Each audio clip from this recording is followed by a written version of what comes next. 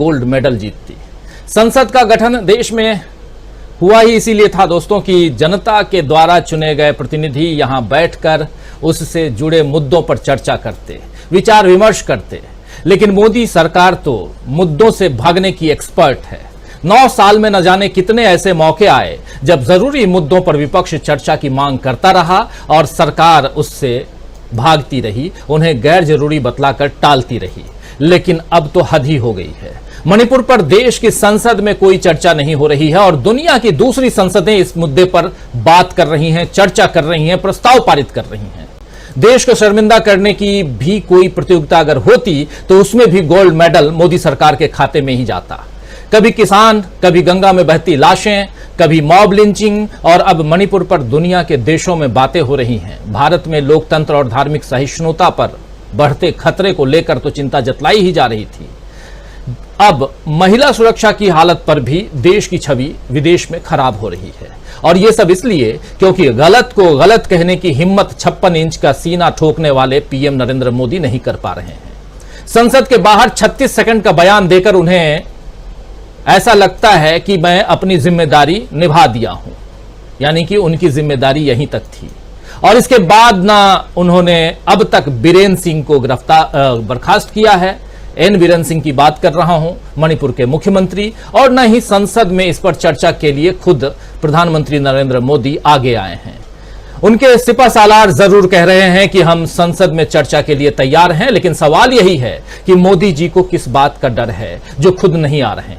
इससे पहले तो कई बार वो संसद में बड़े बड़े भाषण दे चुके हैं, दूसरे के लिए आंसू भी बहा चुके हैं। तो क्या मणिपुर की पीड़ित महिलाओं के लिए उनके पास आंसू भी नहीं है, या सारे आंसू कार के नीचे दबे हुए पिल्ले के लिए बह गए, या अपनी गरीबी को याद करके बह गए, या कभी साथी सांसद की राज्यसभा में विदाई के वक्त भाषण देते हुए उनके आंसू बह गए?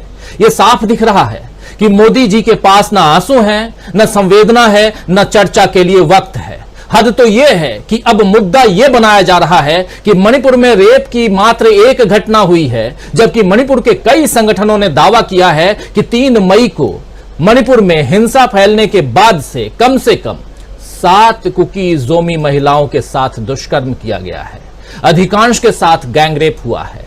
लेकिन सीएम बीरेन्द्र सिंह ने एक इंटरव्यू में बताया है कि राज्य भर में हत्या, आगजनी और दंगों की शिकायतों के साथ दर्ज 6068 एफआईआर में से रेप की केवल एक घटना पाई गई है।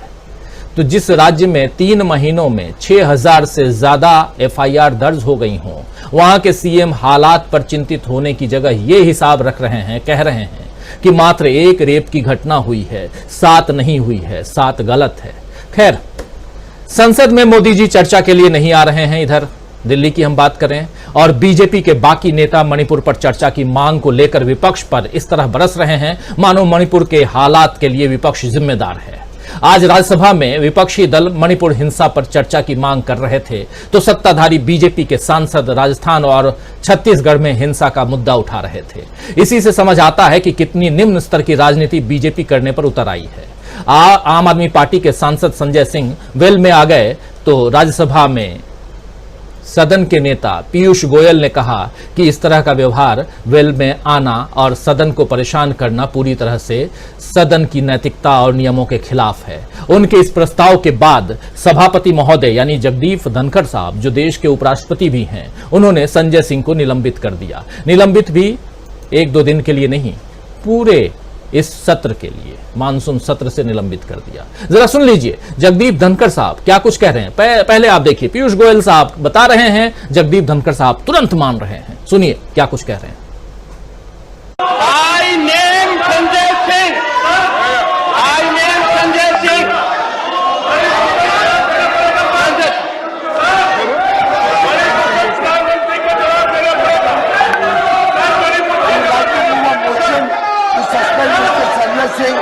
This kind of behavior coming into the hall and disturbing the house is completely against the ethics and rules of the house, and I would urge the chair to take the necessary action against Mr. Sanjay Singh.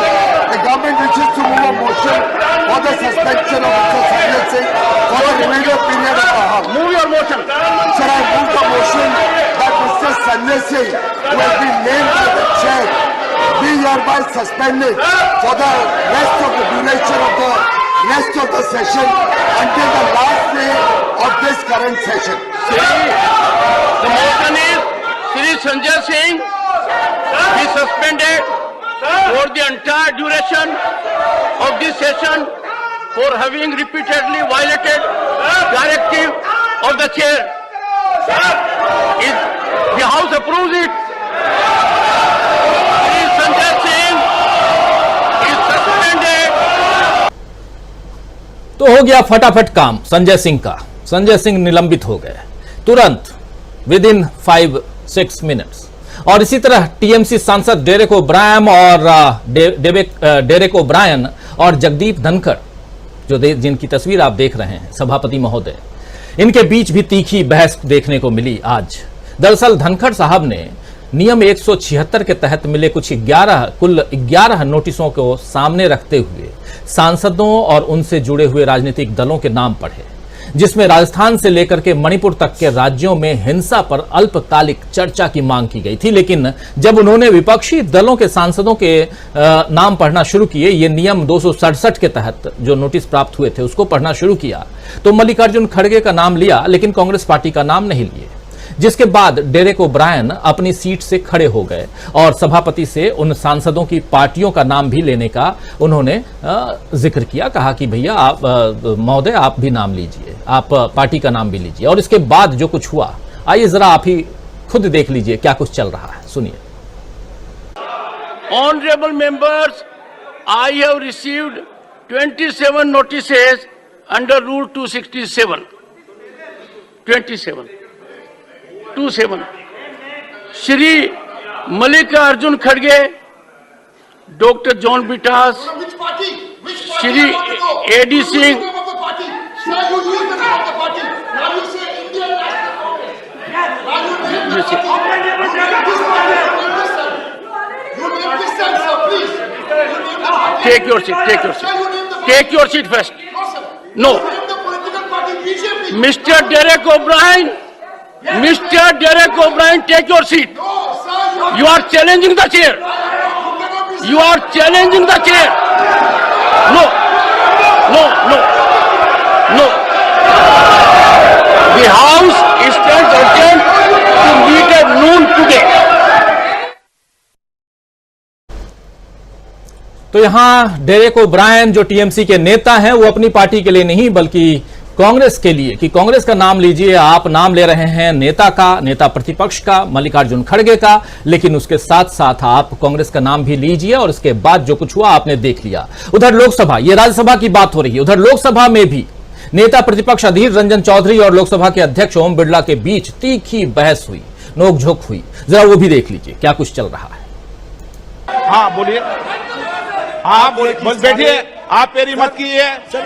No, आप बड़े विनम्रता की तहत एक छोटी सी बात रखने का कोशिश कर रहे हैं।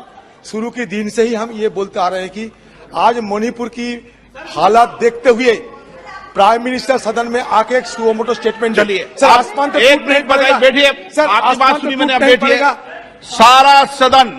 सारा सदन जिस विषय को आपको उठा रहा उस पर चर्चा करने को तैयार है।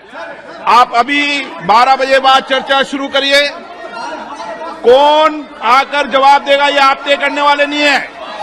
जो इस विभाग का मंत्री है वो जवाब देंगे। और माननीय प्रधानमंत्री और ने सदन के उपनेता ने पीड़ा व्यक्त भी की है। पूर्व में ये कहा था कि हम चर्चा करने को तैयार हैं। कि हम चर्चा मैं अभी के लिए तक तैयार है और हम अध्यक्ष पीर से नहीं बोला था, लेकिन आपने विषय उठाया है, तुरंत चर्चा इससे मेरा आग्रह है ये चर्चा आप से क्यों सदन भाग रहे हैं? चलाएं। इसको एक्सप्लेन करना चाहिए सर, ये क्या चल रहा है? तो विपक्ष मांग कर रहा है कि प्रधानमंत्री नरेंद्र मोदी सुओ मोटो आकर बयान दें। यहां चर्चा जो हो रही है वो मणिपुर को लेकर हो रही है, लेकिन यहां ओम बिरला साहब कह रहे हैं, लोकसभा के अध्यक्ष हैं, वो कह रहे हैं कि कौन बयान देगा ये तय करना आपका काम नहीं है। खैर ये लोकतंत्र है दोस्तों। विपक्ष की मांग के बीच इधर गृह मंत्री अमित शाह सदन में आए और उन्होंने साफ साफ कह दिया कि मणिपुर पर वो ही बयान देंगे क्योंकि इसके लिए वही जिम्मेदार हैं। मतलब मोदी जी से सदन में बयान की उम्मीद आप न रखें। सुनिए जरा क्या कह रहे हैं देश के गृह मंत्री अमित शाह।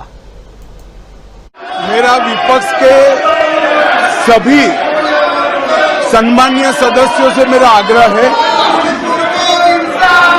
कि एक बहुत संवेदनशील मुद्दे पर काफी सदस्यों ने सत्ताधारी दल के और विपक्ष के दोनों वर्ग के सदस्यों ने चर्चा की मांग की है। मैं सदन में चर्चा के लिए तैयार हूं। मुझे मालूम नहीं है कि विपक्ष क्यों चर्चा करने देना नहीं चाहता। मेरा विपक्ष के नेता को आग्रह है कि चर्चा होने दे और इस महत्वपूर्ण मसले पर पूरे देश के सामने सच्चाई जाए, बहुत महत्वपूर्ण है। तो नैतिकता और नियमों की दुहाई देने वाली बीजेपी अपने मतलब के लिए नैतिकता को भुला देती है। आज इंडिया यानी विपक्षी गठबंधन के सांसदों ने संसद परिसर में गांधी प्रतिमा के सामने मणिपुर पर चर्चा को लेकर प्रदर्शन भी किया। कांग्रेस अध्यक्ष मल्लिकार्जुन खड़गे ने आज साफ साफ कह दिया है कि मणिपुर पर चर्चा जरूरी है। जब सदन की कार्यवाही समाप्त घोषित कर दी गई, उसके बाद मीडिया से चर्चा करते हुए मल्लिकार्जुन खड़गे ने क्या कुछ कहा, जरा सुन लीजिए। सर, बीजेपी कह रही है कि पूरे देश में जो क्राइम हो रहा है महिलाओं के खिलाफ, उन सब पे भी चर्चा होनी चाहिए। अरे किसी एक स्टेट का मणिपुर से आप कंपेयर करते हो? वहाँ लॉ एंड ऑर्डर नहीं है। 80 दिन से ये चल रहा है, ऐसा कहीं चल रहा है दूसरे जगह? तो ये देखिए, अपनी बात को छिपाने के लिए, अपनी कमजोरी को छुपाने के लिए दूसरों का उदाहरण लेके आप ये बोलना ठीक। वहाँ के लोग एक्शन लेते हैं, आपकी पार्टी है वहाँ पर, बोलो उनके लिए, वो लेंगे। यहाँ पर हमको पूछने का हक है ये पार्लियामेंट में, तो हम पूछ रहे हैं। तो वो कह रहे राजस्थान पे कांग्रेस ने चुप्पी साधी हुई है। राजस्थान अरे में भी इस तरह की घटनाएं हो रही हैं। ये देखो, जहाँ हो रहा है वहाँ के उनके पार्टी को अधिकार है कहने का। यहाँ मणिपुर में इनकी जिम्मेदारी है, इसीलिए हम यहाँ कहते हैं। तो बात मणिपुर की, सवाल राजस्थान के, लेकिन सवाल यह है कि क्या विपक्ष के सवालों का जवाब मोदी सरकार देना चाहती है? क्या किसी विरोध प्रदर्शन का कोई असर मोदी सरकार पर पड़ता है? जब 3 महीने से मणिपुर की भयावह तस्वीरों पर सरकार का दिल नहीं पिघलता, वो कोई हलचल वहां पर नहीं होती, तो विपक्ष के विरोध से ही वो बेपरवाह बनी हुई है। लेकिन अब ये बेपरवाही जनता को चुभने लगी है। इसीलिए देश में अब माहौल मोदी जी और बीजेपी के खिलाफ बनता हुआ दिख रहा है। मेन स्ट्रीम मीडिया भले मोदी सरकार को बचाने की कोशिश कर ले, लेकिन सोशल मीडिया पर अब नजर आ रहा है कि माहौल बदल रहा है। और अब तो कई सर्वे भी आ रहे हैं, मेन स्ट्रीम मीडिया के ही सर्वे आ रहे हैं, जो मोदी सरकार के लिए अलार्म की तरह है। तो आइए दोस्तों, आज न्यूज पॉइंट में चर्चा करेंगे कि क्या मुद्दों से भागकर चुनाव जीत पाएगी बीजेपी। 2024 के चुनाव की बात कर रहा हूं। क्या विपक्ष के आगे बेदम हो गई है मोदी सरकार? सवाल कई हैं, सवालों का जवाब ढूंढते हैं। हमारे साथ कुछ वरिष्ठ साथी जुड़े हुए हैं, उन सबसे आपका परिचय करवाता हूं और आगे बढ़ते हैं। स्क्रीन पर जरा ले आइए हमारे तमाम वरिष्ठ पैनलिस्ट साथियों को। और साथ साथ ये देखिए, हमारे साथ इस वक्त 5 वरिष्ठ साथी जुड़े हुए हैं। प्रोफेसर अखिल स्वामी जी जुड़े हुए हैं हमारे साथ, डॉक्टर प्रकाश हिंदुस्तानी जी जुड़े हुए हैं हमारे साथ, प्रशांत टंडन जी हैं, डॉक्टर दीपक पाचपुर जी, अमलेंदु उपाध्याय जी, आप सबका स्वागत करता हूं। स्वागत, इस्तकबाल आप तमाम दोस्त साथी शुभचिंतक आप सबका जो अब तक जुड़ चुके हैं, जुड़ने वाले हैं, आप सब